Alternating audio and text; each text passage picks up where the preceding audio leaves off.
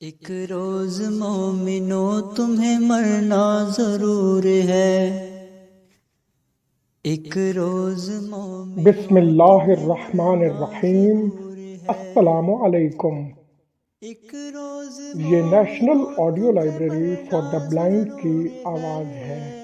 ہے، آپ سن رہے ہیں پڑھتے مولانا رہو محمد نماز شفیع یہ اکاڑوی قول صاحب کی رسول تحریر کردہ ہے، کتاب پڑھتے نماز۔ رہو نماز اسے یہ آپ کے لیے قول پڑھا رسول حافظ ہے، محمد محسن نے۔ پڑھتے رہو اس کتاب کو نماز تو سپانسر کیا چہرے پہ نور عبد الرحمان نے۔ ہے، اگر آپ بھی کوئی کتاب پڑھتے سپانسر کرنا چاہتے نہیں ہیں نماز تو ہم یہ سے اپنا رابطہ کریں۔ قصور ہے، شکریہ۔ پڑھتے رہو نماز تو چہرے پہ نور ہے، پڑھتے نہیں نماز یہ اپنا قصور ہے۔ بسم اللہ الرحمن الرحیم، الصلاۃ والسلام علیک یا سیدی یا رسول اللہ وعلی آلک و اصحابک یا خاتم النبیین۔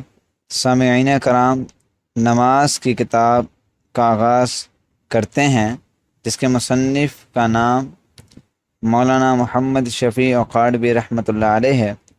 انہوں نے یہ کتاب لکھی ہے، تو آئیے سماعت فرمائیے۔ سب سے پہلا باب ایمانیات پر ہے، یعنی ایمان مفصل اور ایمان مجمل۔ تو آئیے سماعت فرمائیے پہلے ایمان مفصل۔ بسم اللہ الرحمن الرحیم۔ آمنت باللہ وملائکتہ وکتبہ ورسلہ والیوم الآخر والقدر خیرہ وشرہ من اللہ تعالی والبعث بعد الموت۔ ترجمہ: میں ایمان لایا اللہ پر اور اس کے فرشتوں پر اور اس کی کتابوں پر اور اس کے رسولوں پر اور قیامت کے دن پر، اور اس پر کہ اچھی اور بری تقدیر کا خالق اللہ ہے، اور موت کے بعد اٹھائے جانے پر۔ ایمان مجمل: آمنت باللہ کما ہوا باسمائہ وصفاتہ وقبلت جمیع احکامہ اقرار باللسان وتصدیق بالقلب۔ ترجمہ: میں ایمان لایا اللہ پر جیسا کہ وہ اپنے ناموں اور اپنی صفتوں کے ساتھ ہے، اور میں نے اس کے تمام احکام قبول کیے، زبان سے اقرار کرتے ہوئے اور دل سے تصدیق کرتے ہوئے۔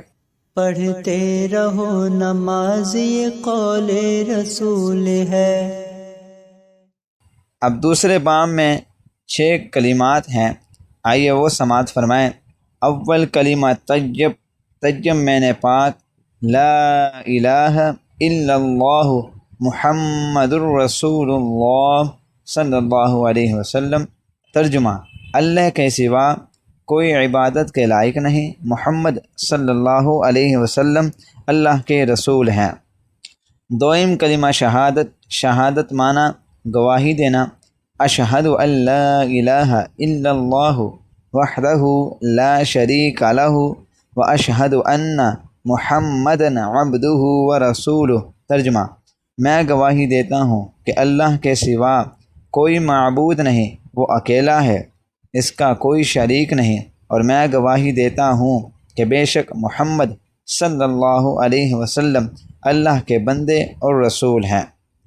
سوئم کلمہ تمجید، تمجید کا معنی بزرگی والا، سبحان اللہ والحمد للہ ولا الہ الا اللہ واللہ اکبر ولا حول ولا قوة الا باللہ العلی العظیم۔ ترجمہ: اللہ پاک ہے اور سب تعریفیں اللہ ہی کے لیے ہیں، اور اللہ کے سوا کوئی عبادت کے لائق نہیں، اور اللہ بہت بڑا ہے۔ گناہوں سے بچنے کی طاقت اور نیکی کرنے کی توفیق نہیں مگر اللہ کی طرف سے جو بہت بلند عظمت والا ہے۔ چہارم کلمہ توحید، توحید کا معنی اللہ کو ایک ماننا، لا الہ الا اللہ وحدہ لا شریک لہ لہ الملک ولہ الحمد یحیی ویمیت وہو حی لا یموت ابدا ابدا ذو الجلال والاکرام بیدہ الخیر وہو علی کل شیء قدیر۔ ترجمہ: اللہ کے سوا کوئی معبود نہیں، وہ اکیلا ہے، اس کا کوئی شریک نہیں، اسی کے لیے بادشاہی ہے اور اسی کے لیے تعریف ہے۔ وہی زندہ کرتا اور مارتا ہے، اور وہ زندہ ہے، اس کو ہرگز کبھی موت نہیں آئے گی۔ بڑے جلال اور بزرگی والا ہے، اس کے ہاتھ میں بھلائی ہے اور وہ ہر چیز پر قادر ہے۔ پنجم کلمہ استغفار۔ استغفار کا مطلب توبہ کرنا۔ استغفر اللہ ربی من کل ذنب اذنبتہ عمدا او خطأ سرا او علانیۃ واتوب الیہ من الذنب الذی اعلم ومن الذنب الذی لا اعلم انک انت علام الغیوب وستار العیوب وغفار الذنوب ولا حول ولا قوة الا باللہ العلی العظیم۔ ترجمہ: میں اللہ سے معافی مانگتا ہوں جو میرا پروردگار ہے، ہر گناہ سے جو میں نے جان بوجھ کر کیا یا بھول کر، چھپ کر کیا یا ظاہر ہو کر، اور میں اس کی بارگاہ میں توبہ کرتا ہوں اس گناہ سے جس کو میں جانتا ہوں اور اس گناہ سے جس کو میں نہیں جانتا۔ اے اللہ، بے شک تو غیبوں کا جاننے والا اور عیبوں کو چھپانے والا اور گناہوں کو بخشنے والا ہے، اور گناہ سے بچنے کی طاقت اور نیکی کرنے کی قوت نہیں مگر اللہ کی مدد سے جو بہت بلند عظمت والا ہے۔ ششم کلمہ رد کفر۔ رد کفر کا مطلب کفر کو رد کرنا۔ اللہم انی اعوذ بک من ان اشرک بک شیئا وانا اعلم بہ واستغفرک لما لا اعلم بہ تبت عنہ وتبرأت من الکفر والشرک والکذب والغیبۃ والبدعۃ والنمیمۃ والفواحش والبہتان والمعاصی کلها واسلمت واقول لا الہ الا اللہ محمد رسول اللہ صلی اللہ علیہ وسلم۔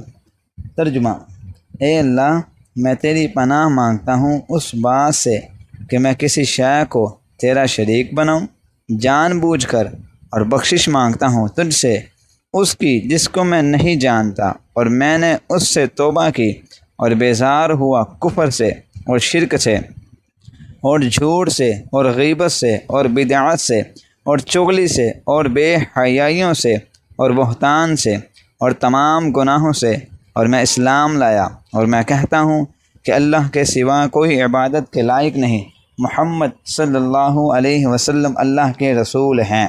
پڑھتے رہو نماز یہ قول رسول ہے۔ سامعین کرام، 2 باب مکمل ہوئے، اب تیسرے باب کا آغاز کرتے ہیں۔ وضو کے بیان سے وضو کا طریقہ شروع کرنے سے پہلے آیت کریمہ تلاوت کی جائے گی، آپ سماعت فرمائیں اور اس کا ترجمہ بھی سماعت فرمائیں۔ اللہ تعالیٰ فرماتا ہے: یا ایھا الذین آمنوا اذا قمتم الی الصلاۃ فاغسلوا وجوہکم وایدیکم الی المرافق وامسحوا برؤوسکم وارجلکم الی الکعبین۔ ترجمہ: اے ایمان والو، جب تم نماز کے لیے اٹھو تو اپنے منہوں کو دھو اور اپنے ہاتھوں کو کونیوں تک اور اپنے سروں کا مسح کرو اور پاؤں دھو ٹخنوں تک۔ نماز کے لیے وضو ضروری ہے، بغیر وضو کے نماز نہیں ہوتی۔ وضو کا طریقہ سماعت فرمائیے غور سے۔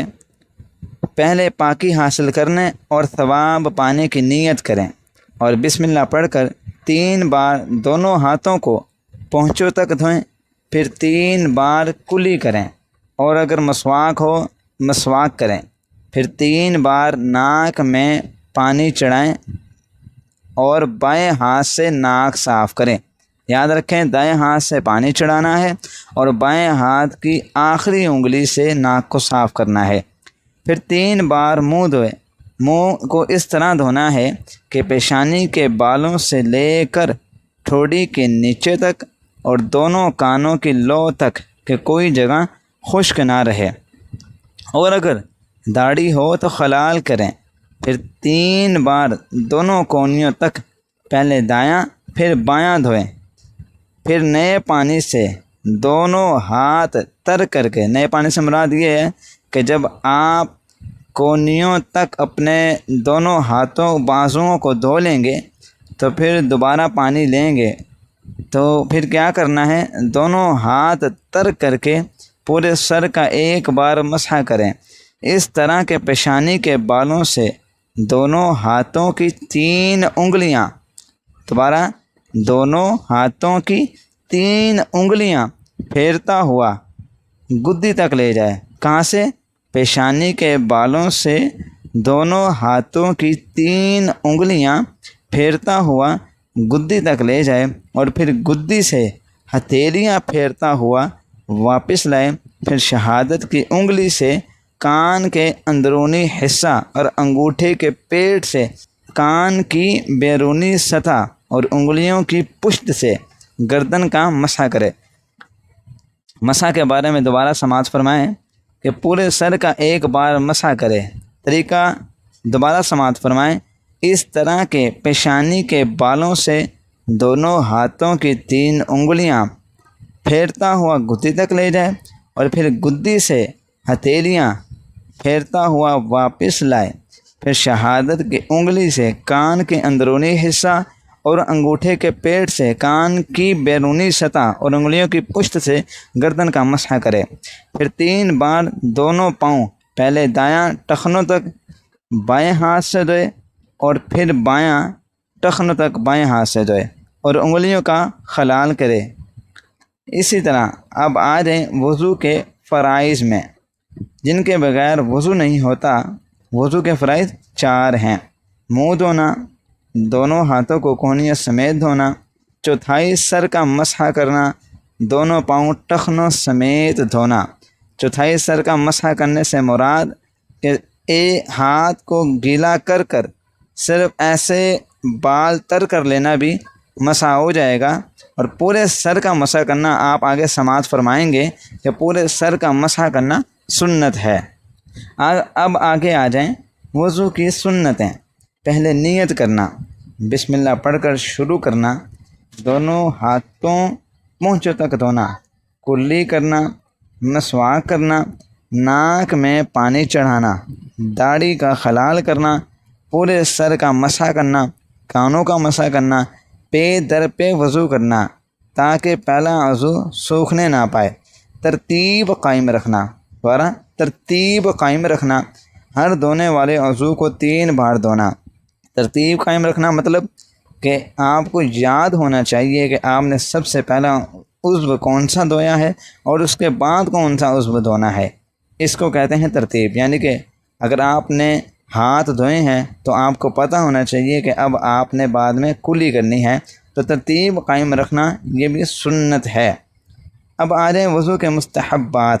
مستحبات میں ہیں گردن کا مسح کرنا، قبلے کی طرف منہ کرنا، پاک اور اونچی جگہ بیٹھنا، پانی بہاتے وقت اعضاء پر ہاتھ پھیرنا، بغیر ضرورت دوسرے سے مدد نہ لینا، دنیا کی باتیں نہ کرنا، بچا ہوا پانی کھڑے ہو کر تھوڑا پی لینا، وضو کے بعد کلمہ شہادت اور یہ دعا پڑھنا: اللہم اجعلنی من التوابین واجعلنی من المتطہرین واجعلنی من عبادک الصالحین۔ ترجمہ: اے اللہ مجھے توبہ کرنے والوں اور پاک لوگوں اور اپنے صالحین بندوں میں سے کر دے۔ جن چیزوں سے وضو ٹوٹ جاتا ہے وہ یہ ہیں: پاخانہ، پیشاب کے مقام سے کسی چیز کا نکلنا، دوبارہ سماعت فرمائیں، پاخانہ کا نکلنا یا پیشاب کے مقام سے کسی چیز کا نکلنا، خون یا پیپ زدہ پانی کا نکل کر بدن پر بہہ جانا، منہ بھر کے قے کرنا یعنی کہ الٹی کرنا، سہارا لگا کر یا لیٹ کر سو جانا، نماز میں قہقہ مار کر ہنسنا، کسی وجہ سے بے ہوش ہو جانا، دکھتی آنکھ سے پانی کا بہنا، ان سے وضو ٹوٹ جاتا ہے۔ اب انہی کے متعلق چند ضروری مسائل ہیں جو مولانا شفیع قاڑوی رحمۃ اللہ علیہ نے ان کے آخر میں ذکر کی ہیں، وہ سماعت فرمائیں۔ درمیان وضو میں اگر ریح خارج ہو یعنی کہ ہوا خارج ہو یا کوئی ایسی بات ہو جس سے وضو جاتا رہتا ہے، جو آپ نے پیچھے سماعت فرمائی ہے، ان میں سے کوئی بھی چیز پائی جائے، اگر اس سے وضو جاتا رہتا ہے تو پھر کیا کرے؟ پھر نئے سرے سے وضو کرے۔ یہ کب ہوگا؟ درمیان وضو یعنی کہ وضو کے درمیان میں وہ نئے سرے سے وضو کرے۔ وہ پہلے دھلے ہوئے بے دھلے ہوں گے۔ کیا مطلب؟ یعنی کہ جو اعضاء اس نے دھوئے ہوں گے ان کو وضو میں شمار نہیں کیا جائے گا، بلکہ وہ دوبارہ دھوئے گا۔ آگے، بغیر وضو کے قرآن پاک کو چھونا جائز نہیں۔ جنبی کو سونے یا کچھ یعنی کہ جنبی سے مراد ناپاک کو سونے یا کچھ کھانے پینے سے پہلے وضو کرنا سنت ہے۔ خون یا پیپ نکل کر نہ بہے تو وضو نہیں جائے گا۔ اگر کسی کے زخم سے ہر وقت خون یا پیپ بہتی رہتی ہو، یا ہر وقت پیشاب کا قطرہ آتا رہتا ہو، یا ہوا خارج ہوتے ہو، تو ایسا شخص ہر نماز کے وقت وضو کر لیا کرے، اس کی نماز ہو جائے گی، کیونکہ وہ معذور ہے۔ جب تک وقت رہے گا یہ وضو باقی رہے گا۔ پڑھتے رہو نماز، یہ قول رسول ہے۔ اب آئیے چوتھے باب کی طرف، جس میں ہم پڑھیں گے غسل کا بیان۔ غسل کا طریقہ سماعت کرنے سے پہلے آیت کریمہ آپ سماعت فرمائیں۔ اللہ تعالیٰ نے ارشاد فرمایا، وَإِن كُنتُمْ جُنُبًا فَاطَّهَّرُوا، اور اگر تمہیں نہانے کی حاجت ہو تو نہا کر خوب صاف ستھرے ہو جاؤ۔ غسل کا طریقہ: پہلے دونوں ہاتھوں کو پونچھوں تک دھوئیں، پھر استنجا کریں، اور جس جگہ نجاست وغیرہ ہو اس کو دور کریں، پھر وضو کریں، اور وضو کے بعد 3 مرتبہ دائیں مونڈے پر اور 3 مرتبہ بائیں مونڈے پر، پھر 3 مرتبہ سر پر اور سارے بدن پر پانی بہائے اور ملے، اور کسی سے کلام نہ کرے۔ سامعین کرام، غسل کے 3 فرائض ہیں۔ پہلا، غرارہ کرنا، اس طرح کہ پانی حلق کی جڑ تک بہہ جائے۔ اگر اس شخص کا روزہ نہ ہو تو یہ کام کرنا ہے، اگر روزہ ہوگا تو کلی کرنی ہے۔ ناک میں پانی ڈالنا، جہاں تک نرم جگہ ہے دھل جائے۔ یہ بھی اسی طرح ہوگا کہ اگر روزے سے ہوا تو نرم جگہ تک نہیں لے کر جائے گا، اگر روزے سے نہ ہوا تو پھر اس کا نرم جگہ تک پانی کو لے جانا فرض ہے۔ اور تیسرا فرض، سارے بدن پر پانی بہانا کہ کوئی جگہ باقی نہ رہ جائے، خشک نہ رہ جائے۔ اب آئیے سامعین کرام کہ جن صورتوں میں غسل فرض ہوتا ہے وہ سماعت فرمائیں گے۔ منی کا شہوت سے نکلنا، سوتے میں احتلام ہونا، عورت مرد سے مباشرت کرنا، عورت مرد سے مباشرت یعنی کہ ہم بستری کرنا، خواہ منی نکلے یا نہ نکلے، عورت کا حیض سے فارغ ہونا، نفاس ختم ہونا یعنی بچہ پیدا ہونے کے بعد آنے والے خون کا بند ہونا، ان صورتوں میں غسل فرض ہوتا ہے۔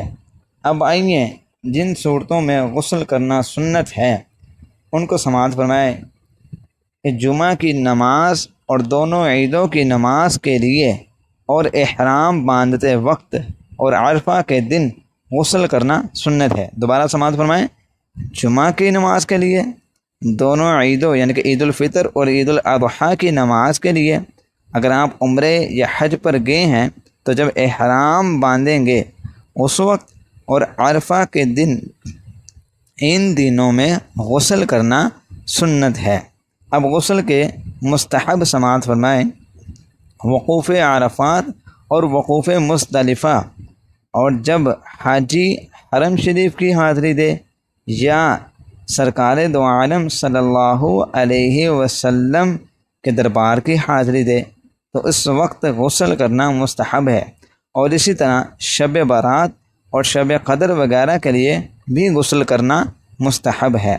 اب اسی طرح جیسے آپ نے وضو کے آخر میں چند ضروری مسائل سماعت فرمائے تھے، اسی طرح غسل کے بھی چند ضروری مسائل ہیں، وہ سماعت فرمائیں کہ رمضان کی رات کو کوئی شخص جنبی ہوا، رمضان کی رات کو کوئی شخص جنبی ہوا تو بہتر یہی ہے کہ طلوع فجر سے پہلے نہا لے تاکہ روزے کا ہر حصہ جنابت سے خالی ہو، اور اگر نہیں نہایا تو روزہ میں کچھ نقصان تو نہیں۔ جنبی کو مسجد میں جانا، طواف کرنا، قرآن پاک کو چھونا اور پڑھنا حرام ہے۔ دوبارہ سماعت فرمائیں، جنبی کو مسجد میں جانا، طواف کرنا، قرآن پاک کو چھونا اور پڑھنا یہ حرام ہے، اور اسی طرح اگر وہ روزے کی حالت میں جنبی ہے اور نہیں نہاتا تو روزے میں کچھ نقصان نہیں ہوگا۔ اسی طرح کہ جنبی نے یعنی کہ ناپاک نے اگر درود شریف یا کوئی دعا پڑھ لی تو کوئی حرج نہیں، مگر بہتر یہ ہے کہ وضو یا کلی کر کے پڑھے۔ جنبی کو یعنی کہ ناپاک کو اذان کا جواب دینا جائز ہے۔ جس پر غسل واجب ہو اس کو چاہیے کہ نہانے میں تاخیر نہ کرے، کیونکہ جس گھر میں جنبی ہو اس میں رحمت کے فرشتے نہیں آتے۔ غسل کے لیے پانی نہ ملنے کی صورت میں تیمم کرنا چاہیے۔ پڑھتے رہو نماز یہ قول رسول ہے۔ 5واں باب سماعت فرمائیں جو تیمم کے بارے میں ہیں۔ قرآن پاک میں اللہ تعالیٰ نے ارشاد فرمایا فَلَمْ تَجِدُوا مَاءً فَتَيَمَّمُوا صَعِيدًا طَيِّبًا فَامْسَحُوا بِوُجُوهِكُمْ وَأَيْدِيكُمْ مِنْهُ۔ ترجمہ، تو جب تم پانی نہ پاؤ تو پاک مٹی سے تیمم کرو اور اس مٹی سے اپنے منہ اور ہاتھوں کا مسح کرو۔ تیمم کا طریقہ سماعت فرمائیں توجہ سے۔ پہلے نیت کریں کہ میں ناپاکی دور کرنے اور نماز پڑھنے کے لیے تیمم کرتا ہوں، پھر دونوں ہاتھوں کی انگلیوں کو کشادہ یعنی کہ کھول کر کشادہ کر کے پاک مٹی یا کسی ایسی چیز پر جو زمین کی قسم سے ہو ایک بار مار کر سارے منہ کا مسح کریں کہ کوئی جگہ باقی نہ رہے، پھر اسی طرح ہاتھ مار کر دونوں ہاتھوں کا ناخنوں سے لے کر کونیوں سمیت مسح کریں کہ کوئی جگہ باقی نہ رہے۔ یہ تیمم کا طریقہ تھا۔ آئیے اب تیمم کے فرائض سماعت فرمائیں۔ تیمم کے 3 فرض ہیں۔ پہلا، نیت کرنا، دونوں ہاتھ مٹی پر مار کر سارے منہ پر پھیرنا، دونوں ہاتھ مٹی پر مار کر دونوں ہاتھوں پر کونیوں سمیت ہاتھ پھیرنا۔ تیمم کی سنتیں سماعت فرمائیں۔ بسم اللہ کہنا، ہاتھوں کو زمین پر مارنا، انگلیاں کھلی ہوئی رکھنا، زیادہ مٹی لگ جانے پر ہاتھوں کو جھاڑنا، اس طرح کہ ایک ہاتھ کے انگوٹھے کی جڑ کو دوسرے ہاتھ کے انگوٹھے کی جڑ پر مارنا، داڑھی اور انگلیوں کا خلال کرنا۔ اب ضروری مسائل سماعت فرمائے۔ انگوٹھی، چھلے، چوڑیاں وغیرہ پہنی ہوں تو ان کو اتار کر یا ہٹا کر ان کے نیچے ہاتھ پھیرنا فرض ہے۔ جو چیز آگ سے جل کر نہ راکھ ہوتی ہو، نہ پگھلتی ہو، نہ نرم ہوتی ہو، وہ زمین کی جنس سے ہے، اس سے تیمم جائز ہے، اگرچہ اس پر غبار نہ ہو۔ ایسا پاک کپڑا جس پر غبار ہو، ہاتھ مارنے سے غبار اڑتا نظر آئے، اس سے تیمم جائز ہے۔ اور جن چیزوں سے وضو ٹوٹتا یا غسل واجب ہوتا ہے ان سے تیمم بھی ٹوٹ جاتا ہے۔ اس کے علاوہ پانی کے میسر آنے سے بھی تیمم ٹوٹ جاتا ہے۔